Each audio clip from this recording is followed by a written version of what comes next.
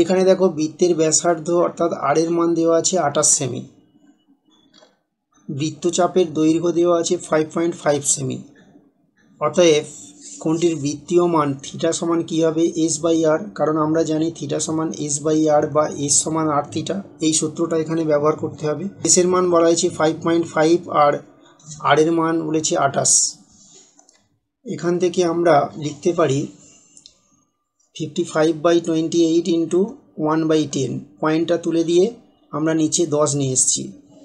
এখন 5 দিয়ে যদি 55কে কাটি 11 পাবো, আর 10কে যদি 5 দিয়ে কাটি 2 পাবো।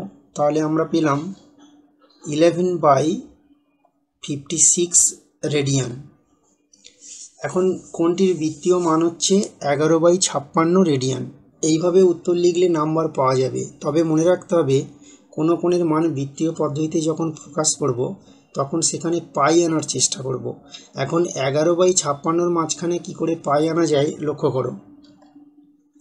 আমরা 11/56কে লিখতে পারি 11/56 ইন্টু 22-এর 7 ইন্টু 7-এর 22। দেখো 7 7 কেটে যাবে, 22 22 কেটে যাবে, তার মানে সেই 11/56 রইল।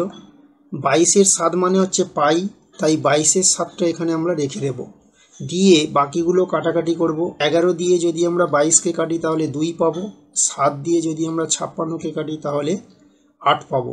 তাহলে আমরা কি পেলাম দেখো, 22-এর 7 মানে এটা পাই লিখব, আর নিচে থাকবে 8 দ্বিগুণে 16, মানে এটা পেলাম পাই/16। এআই হলো নির্ণেয় বৃত্তীয় মান।